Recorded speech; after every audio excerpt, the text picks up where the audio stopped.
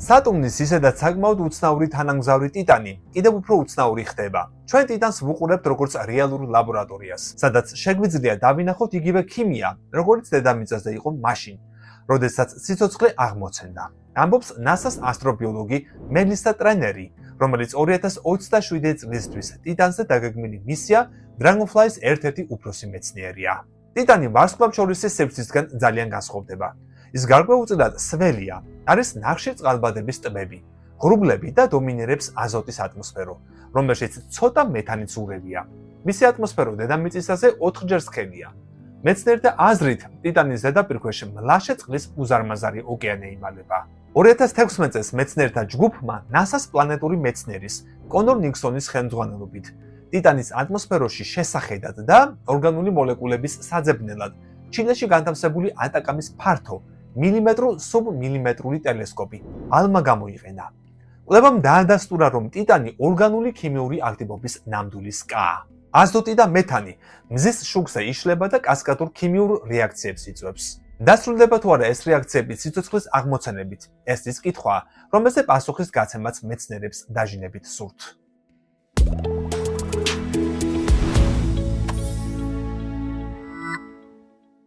NASA-ს მეცნიერები ცდილობენ დაადგინონ ტიტანის სიცოცხლის უნარიანობა.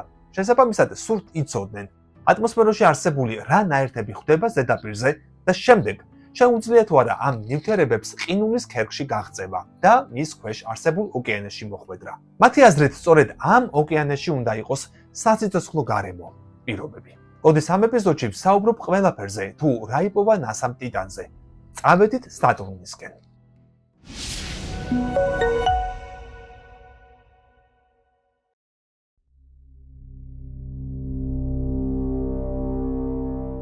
მოღრუბლული ნარინჯისფერი ღრუბლების ქვემოთ სატურნის თანამგზავრ ტიტანზე იმალება მზის სისტემის ერთ-ერთი დიდი საიდუმლო. იქ, სადღაც შორს, არსებობს სამყარო, რომელიც ძლიერ ჰგავს ჩვენსას. არის უცნაურად ნაცნობი, მაგრამ ამავე დროს უცხო და გაუგებარი. მილიონობით წლის განმავლობაში ტიტანის ზედაპირი დაფარული იყო სქელი ბურუსით, სანამ NASA-მ არ იპოვა გზა, რომ ამ ბურუსში გაევლო და გამოევლინა სატურნის ამ მთვარის ნამდვილი სახე. აი, რა აღმოაჩინეს მათ.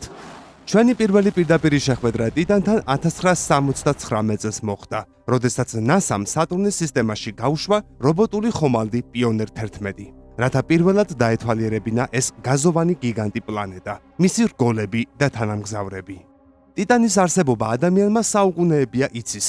ის ოფიციალურად 1655 წელს აღმოაჩინა ჰოლანდიელმა ასტრონომმა კრისტიან ჰოიგენსმა. ტიტანის ნახვა არც ის რთულია. სახელიდანაც მიხვდებით, რომ ის ძალიან დიდია. ფაქტობრივად ის ოდნავ უფრო დიდია ვიდრე პლანეტა მერკური და 50%-ით უფრო განიერია ვიდრე ჩვენი მთვარე. მაგრამ ის წარმოუდგენლად შორს მდებარეობს. ასე რომ, როცა პიონერ 11 ტიტანს მიუახლოვდა, მეცნიერები მოუთმენლად ელოდნენ თუ როგორი იქნებოდა ის სინამდვილეში. თუმცა პირველად რაც ზონდმა დაინახა იყო სქელი ნარინჯისფერი ღრუბლები, რომლებიც მთვარეს მთლიანად ფარავდა. ეს იყო გაუვალი ბურუსი. ამის მიუხედავად პიონერმა შეძლო დაედგინა რისგან შედგებოდა ეს ბურუსი და ეს აღმოჩენა ძალზე დამაინტრიგებელი აღმოჩნდა. ტიტანის ატმოსფერო სქელია და აზოტით არის მდიდარი. ძალიან ჰგავს დედამიწის ატმოსფეროს, რომელიც ასევე უმეტესწილად აზოტისგან შედგება, მაგრამ კიდევ ერთი აღმოჩენა, რომელიც ტიტანზე გაკეთდა, განსაკუთრებით აღაფრთოვანებდა მეცნიერებს. ნახშირწყალბადები. რა არის ეს? ტექნიკურად ნახშირწყალბადები არის ნაერთები, სადაც ნახშირბადისა და წყალბადის ატომები ერთმანეთთან არიან დაკავშირებული. ჩვენ ყოველდღიურად ვიყენებთ მათ, მაგალითად ბენზინსა და პროპანში. ტიტანის ატმოსფერო კი სავსეა მეთანით. ეს ის ნივთიერებაა, რომელსაც დედამიწაზე ბუნებრივ აირად ვიცნობთ. რატომ არის ეს NASA-სთვის მნიშვნელოვანი? იმიტომ, რომ ნახშირწყალბადები არა მხოლოდ საწვავია, არამედ სიცოცხლის მშენებლობისათვის საჭირო ძირითადი ქიმიური სტრუქტურებია. დნმ, ცილები. ეს ყველაფერი სწორედ ნახშირწყალბადებზეა აგებული. გაიხსენეთ სიტყვა ნახშირწყლები, carbon hydrates. მეტისმეტად ჰგავს, არა? მართლაც, მსგავსია, ოღონდ ნახშირწყლებში ჟანგბადიც მონაწილეობს. თუ ტიტანზე ჟანგბადსაც ვიპოვით, მაშინ ჩვენ არა მხოლოდ სიცოცხლის სამშენებლო ბლოკები გვექნება, არამედ ის ენერგიაც, რაც სიცოცხლეს სჭირდება. ტიტანზე ჟანგბადი რა თქმა უნდა არსებობს, მაგრამ მისი პოვნა უფრო ღრმად შეღწევას მოითხოვს. ტიტანთან ახლოს მფრენმა ზონდმა ასევე მოგცა წარმოდგენა მისი გრავიტაციის შესახებ და შედეგი საკმაოდ უცნაური იყო. ასე რომ 1970-იან წლებში NASA-მ აღმოაჩინა საოცარი რამ. მზის სისტემის გარე ნაწილში იმალებოდა მრავალი ისეთი კომპონენტი, რომლებიც ძალიან ჰგავდა დედამიწისეულს. მათ ესმოდათ, რომ ტიტანის ღრუბლების მიღმა შეიძლებოდა ისეთი რამის აღმოჩენა, რომელიც მთლიანად შეცვლიდა ჩვენს წარმოდგენას სიცოცხლესა და სამყაროზე. ეს იყო ძალიან ახლოს, მაგრამ თან ძალიან შორს. ისინი ტექნოლოგიის განვითარებას უნდა დალოდებოდნენ. 25 წლის შემდეგ, 2004 წელს, კოსმოსურმა აპარატმა კასინი მიაღწია სატურნს და გააგრძელა იქიდან, სადაც პიონერ 11 შეჩერდა. ეს იყო NASA-ს, ევროპისა და იტალიის კოსმოსური სააგენტოების მონაწილეობით განხორციელებული ერთობლივი პროექტი. კასინი აღჭურვილი იყო სპეციალური რადარითა და ინფრაწითელი სკანერებით, რაც მას საშუალებას აძლევდა შეეღწია როგორც სატურნის, ისე ტიტანის სქელ ატმოსფეროში. მისია 13 წლის განმავლობაში გაგრძელდა. კასინმა ტიტანს 127-ჯერ შემოუფრინა და მის ზედაპირს სპეციალური მოწყობილობებით დააკვირდა. აღმოჩენები შთამბეჭდავი იყო.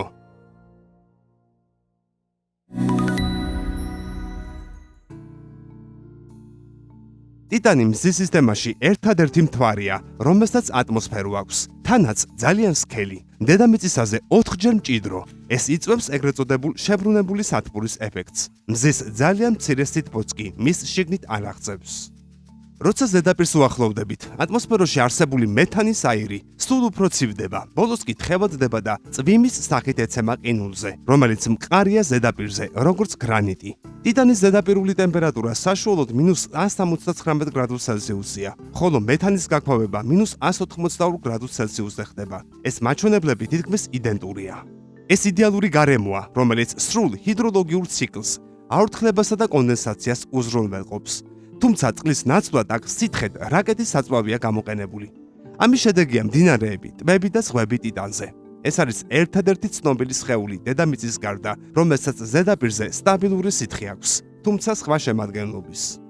ის ხალხი, ვინც კასინის აპარატის შექმნა, ძალიან გონიერი იყო. მათ იცოდნენ, რომ ტიტანი რაღაც წარმოუდგენელს აჩვენებდა. ამიტომ ევროპის კოსმოსურმა სააგენტომ მასში დამატებითი ზონდი ჩასვა, ჰოიგენსის ლენდერი, რომელიც ჰოლანდიელი ასტრონომის სახელს ატარებს. პირველმა რომ აღმოაჩინა ეს მთვარე. ის შექმნილი იყო იმისთვის, რომ პარაშუტით დაშვებულიყო ზედაპირზე და გზად ტიტანის ფოტოები გადაიღო. 2005 წლის იანვარში ჰოიგენსი დაშვებას შეუდგა. კასინის მიერ გადაღებული სურათების მიხედვით, დაშვების ადგილად ერთ-ერთი მცირე ტბის ნაპირი აირჩიეს. ზონდი შექმნილი იყო ისე, რომ სხვადასხვა რელიეფზე, მთიან ზონებზე, ბრტყელ ველებსა და თუნდაც თხევად ოკეანეზე უსაფრთხოდ დაშვებულიყო. მას ჰქონდა საკმარისი ელემენტი 3 საათიანი მუშაობისათვის, საიდანაც 2 საათი და 30 წუთი უნდა დაეხარჯა პარაშუტით ნელ-ნელა დაშვებაზე. როცა ჰოიგენსმა ტიტანის ღრუბლები გაარღვია, ეს დაინახა. ვხედავთ ბნელ ხეობას, რომელიც კაშკაშა მთებითაა გარშემორტყმული. რაც უფრო ვუახლოვდებით ზედაპირს, ჩარჩოს შუაში მკაფიოდ ჩანს დრენაჟული არხებისა და ნაკადულების ქსელი, რომლებიც მთის ფერდობებზეა გამოკვეთილი. ზოგიერთი მათგანი 100 მეტრის სიგანის და რამდენიმე კილომეტრის სიგრძისაა. ისინი მეთანის წვიმებისგან წარმოიშვა, რომელიც ხეობაში ჩაედინება. ჰოიგენსი სწორედ იმ ბნელი ზონის შუაში დაეშვა და როცა ზედაპირს მიუახლოვდა, ნახეთ, რომ იქ სითხე არ არის. ის დამშრალი მდინარის კალაპოტში დაეშვა. დაშვებისას ზონდის ზედაპირზე 12 სანტიმეტრის სიღრმის ჩაღრმავებას ტოვებს. ის ხტება და შემდეგ 30-40 სანტიმეტრით გადაცურდება. რამდენიმე ბრუნს აკეთებს და ბოლოს ჩერდება. როცა კამერა გარემოს ათვალიერებს, ყველაზე საოცარი არა ის არის თუ რამდენად უცხო გარემოა, არამედ რამდენად ნაცნობად გვეჩვენება ეს ყველაფერი. თუ ფერს გამოვაკლებთ თითქოს დედამიწაზე, რომელიღაც მდინარის ფსკერზე ვართ. ვხედავთ დიდ, მრგვალ ქვებს, რომელიც სითხემ გამოთალა და მათ გარშემო პატარა კენჭებს ქვიშის მსგავს ზედაპირზე. მაგრამ ეს ქვები არ არის. ისინი ყინულის ნატეხებია, რომლებიც ქვის მსგავსად მაგარია. თებიც ყინულისგან შედგება. გახსოვდეთ, წყალი ნიშნავს ჟანგბადს, H2O-ს, მაგრამ ეს არაფერს ნიშნავს. სიცოცხლისათვის თუ ის გაყინულია. ზონდის გარშემო კი ზედაპირი ჭაობის მსგავსია. მეცნიერები ფიქრობენ, რომ ეს უცნაური ნახშირწყალბადოვანი მასაა, რომელიც ძლიერ წააგავს თოვლს. ზედაპირი მყარია, ქერქივით, ხოლო შიგნით რბილია. როცა კამერა ხედს ასწორებს, უცხო ლანდშაფტზე, ჰაერში ტალღების მოძრაობა იწყება. ეს არის ზონდის ნათურიდან წამოსული სითბოს შედეგი, რომელიც ზედაპირზე აორთქლებას იწვევს. ერთ მომენტში ჩვენ ვხედავთ მეთანის პატარა ნამტვრევებს, რომელიც კამერის ობიექტივის გვერდით ცვივა. როცა კამერა მაღლა იხედება, ცაში ვხედავთ მზეს, რომელიც დედამიწაზე დანახულზე დაახლოებით 10-ჯერ მცირეა და მიუხედავად იმისა, რომ ტიტანზე შუადღია, სინათლე მხოლოდ იმ დონეზეა, როგორცაც დედამიწაზე მზის ჩასვლის შემდეგ ბინდისას ვხედავთ. აპარატმა მართლაც გასაოცარი რამეები აღმოაჩინა, მაგრამ ვერ შეძლო ტიტანის ყველაზე საინტერესო საიდუმლოს, თხევადი მეთანის ამოხსნა. როგორც ჩანს, ის სწორ ადგილას დაეშვა, მდინარის ფსკერზე, მაგრამ არასწორ დროს. აბა, სად წავიდა თხევადი მეთანი?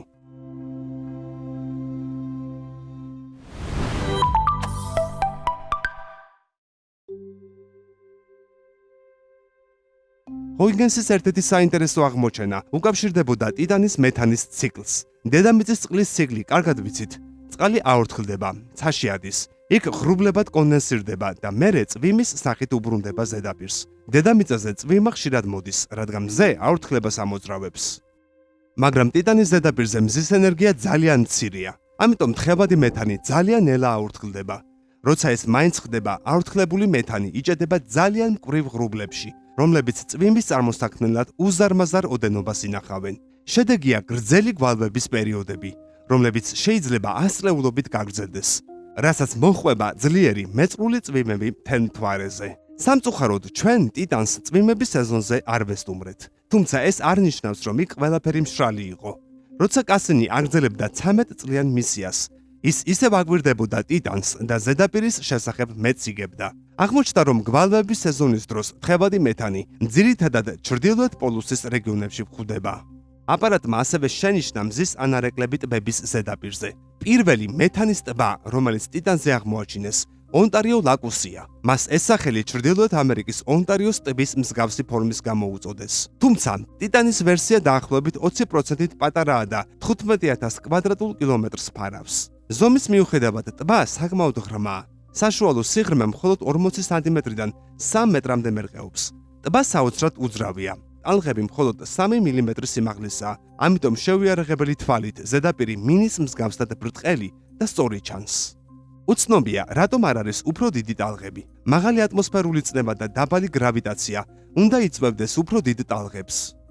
დედამიწის ონტარიოს ტბაზე კი დიდი ტალღებია. ტიტანს ასევე აქვს პატარა ოკეანე, ჩრდილოეთ პოლუსზე კრაკენ მეირი. მისი ფართობი 400.000 კვადრატული კილომეტრია. ჩვენს შავ ზღვაზე ცოტათი პატარაა, მაგრამ საკმარისად დიდია იმისთვის, რომ სატურნის გრავიტაციის გამო იქ 1 მეტრის ტალღები წარმოიქმნას.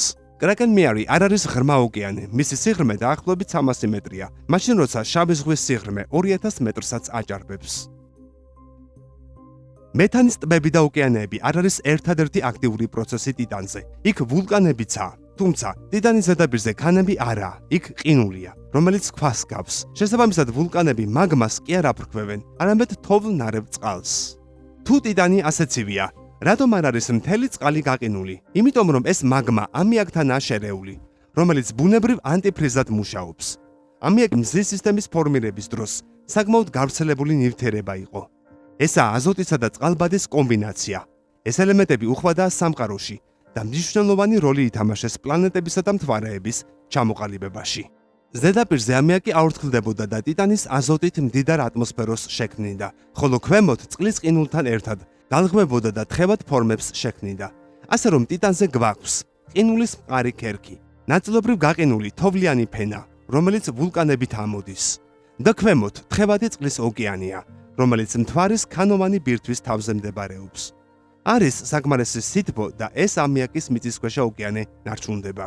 არ გვაქვს წყალი და ნახშირწყალბადები. მათი კომბინაციით მიღებული ნახშირწყლების გარეშე სიცოცხლე შეუძლებელია. ვიცით, რომ ვულკანური აქტივობა ქმნის შესაძლებლობას, რომ ეს ელემენტები ერთმანეთს შეხვდნენ ზედაპირზე ან მის ქვემოთ. არ ვამბობ, რომ იქ უცხო პლანეტელები არიან, მაგრამ არსებობს შანსი, რომ განვითარდეს პრიმიტიული ბაქტერია, რომელიც სიცოცხლის მინიმალურ კრიტერიუმებს დააკმაყოფილებს. აი რატომ ხარჯავს NASA $100 მილიონ ტიტანზე დაბრუნების მისიაში, სახელად Dragonfly. ეს არის ბირთვულ ენერგიაზე მომუშავე დრონი, ბერტფრენი, რომელიც ტიტანის პეიზაჟებში იმოგზაურებს, შეაგროვებს ნიმუშებს და ადგილზე მოძრავ ლაბორატორიაში გაანალიზებს. გეგმაშია, რომ Dragonfly გაეშვას 2028 წელს და ტიტანს 2034 წელს მიაღწიოს. მისია რთული იქნება, მაგრამ ერთადერთი გზა გავიგოთ ტიტანის საიდუმლოებები. აღმოვაჩენთ, რისგან შედგება ის თოვლის მაგვარი ქვიშა და თუ ტიტანზე სიცოცხლის კვალი არსებობს, Dragonfly ჩვენი საუკეთესო შანსია მის საპოვნელად.